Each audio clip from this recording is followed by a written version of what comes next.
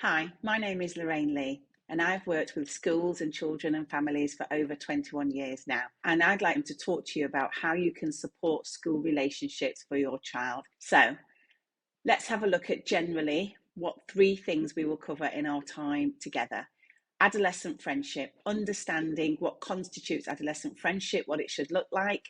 Then we'll have a look at building resilience, and then finally supporting a child who feels bullied.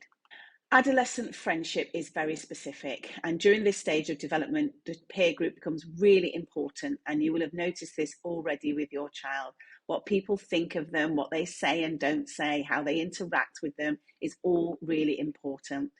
All children generally at this age are looking for popularity. They want to feel valued. They want to feel that lots of people like them. They want to be accepted and they want to feel secure. That's really important part of development. We still need that as adults, but you need a lot of it when you're in adolescence. And along with that, they also need a sense of social status. So within their social group, they have a position there, that they are valued there, that they feel secure in their particular niche that they occupy within their social group. And they often want their social group or friendship group to be defined. So not just everybody in the year or everybody in maths or something like that. They want it to be a core group of people to whom they feel that they belong. Now, because all young people are therefore after roughly the same thing, what that can mean is they start to exhibit the same behaviours as a way of trying to get those needs met. Now, a lot of this behaviour we would describe as age appropriate, but it's not necessarily desirable. And what that means is it might be uncomfortable or something that a child doesn't like, but most children in the year or most children at that stage of development would actually behave in that way in a social group. And that's what can make this stage tricky in terms of friendships and defining where the boundaries are in terms of behaviour.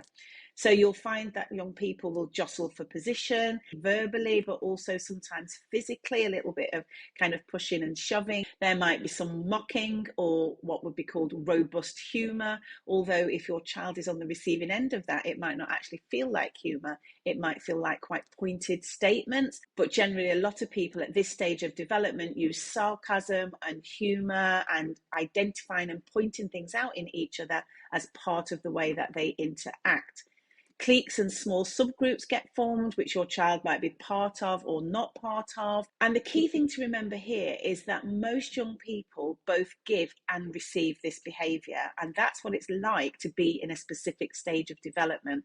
It generally means that all the children are doing roughly the same things, not exactly the same things and not to the same extent for every child, but generally they're all capable of a few core behaviours.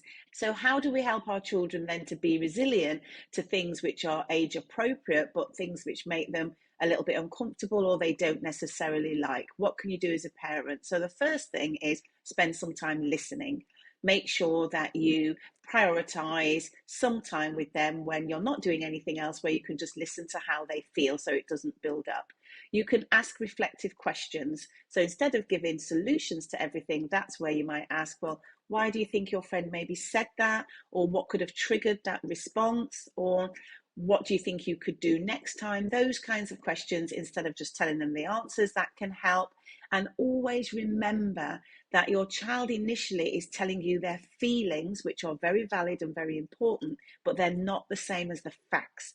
The facts generally come much later on when all the feelings have been vented. And so it's really important to look for patterns in what your child is saying and not just taking action based on the first time they recall something to you.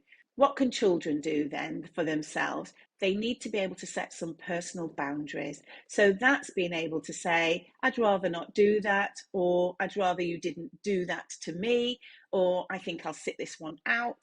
Whatever it is, we need to help them have a voice to say where their boundary is and to be confident to say that so that they don't feel pushed into situations or scenarios they don't want to be in.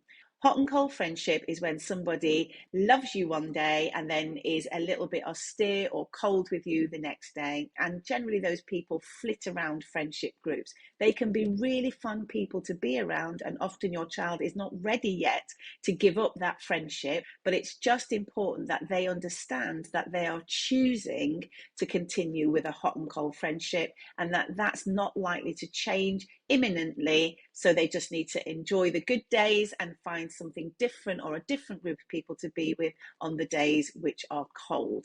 The other thing that it's important your child learns to do is to be able to work out what is in or out of their control. So in the example of the hot and cold friendship, what's in their control is whether they tolerate that and whether they persist with that friendship. What's out of their control, maybe, is getting that child to actually behave differently and to be hot all the time. So if your child can work out what can they adjust in a friendship situation for themselves, that helps them to keep more control and also helps them to feel stronger and less vulnerable. So if that's how we help them to build a little bit of resilience, when do we actually step in? So to understand that, we need to look at this question, which is, what is bullying? When has a child gone too far? Well, bullying is defined as seeking to harm, intimidate, or control. And the really key part is that it is repeated and intentional. The thing about it being repeated and intentional means that it is building over a period of time, that a person is consistently and repeatedly trying to create harm. Now, bullying can happen in any of these areas. Verbal bullying is things like name calling, sharing secrets over and over again over a prolonged period of time. For physical bullying, it would be tripping somebody up, pushing them into the lockers and things like that in every transition between lessons. So again, that repeated thing would have to be in place. And then there's emotional bullying, which might be constantly leaving somebody out, getting other people to gang up and isolate somebody over a period of time. Now, if these things happen on a one-off basis, they are still significant and they still might be really uncomfortable for your child, and they still might be something that needs to be dealt with in conjunction with the school. But to give it the bullying label, it needs this ongoing way in which it is happening. So what can you do to help? First of all, listen and provide empathy. Empathy is where you say what you see and you reflect the emotion that your child's showing back to them. So an example might be, well, I can see that really upset you. So it's about noticing what you can see. When they give you more information, you want to hear the information several times. So the first time you'll get a lot of those feelings, as we've spoken about. Then you might revisit it a little bit later, or maybe say, can we chat about this again on Thursday? It's so important. I just want to make sure I've heard you. And then you hear their details again. So you end up with a really good picture, which has evolved over time. It's also important to monitor and just to stay attached to some of the things that are going on social media and with your child's use. If your child has completely unbridled use of social media and is on it for long periods of time, what we notice is generally their behaviour online changes. That's where they can sometimes be prone to behaving quite aggressive or unkind ways with each other. And suddenly a small thing can actually become something which is an online bullying incident, and lots of children can get drawn into it. So make sure that you're just keeping some tabs on what they're doing there and making sure you're a person that they can talk to if they feel they need to bail out of something happening online.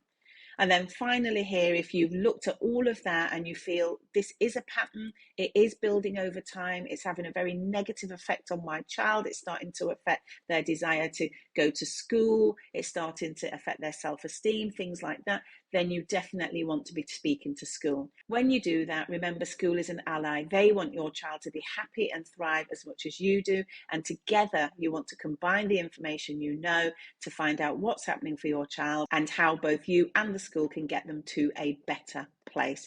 So once you get that feeling that this is something significant, then take action, but take action as part of a team trying to help your child. So to finish, let's just have a look at the school attributes. So the first one is curiosity. How does that relate to friendship? Well, it's being willing to explore new friendships. And as your child goes through school, there'll be times when they might need to look outside of their existing group and look to form some new relationships, even if those are from clubs and things they do outside of school. Determination, that relates to the ability to try again in their friendships, to have another go, to maybe forgive a friend, to reintegrate a person and try again at the friendship or relationship. Reflection, this is about the ability to reflect on the actions of themselves and others, because no one gets it right all the time, and your child, as well as other people's children, are going to make mistakes in their friendship. So being able to reflect on that is really important.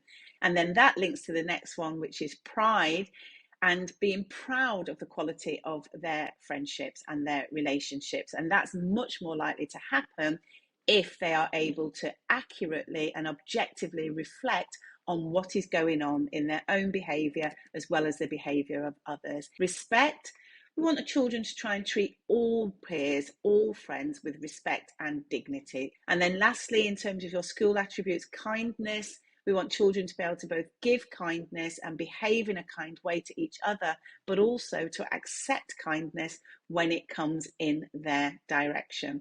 And the little blips that they have will be short-lived, and the children will be able to enjoy their friendships and learn to the best of their ability. So I hope you have found that session useful. It's something you can dip into over and over again. Thank you for listening.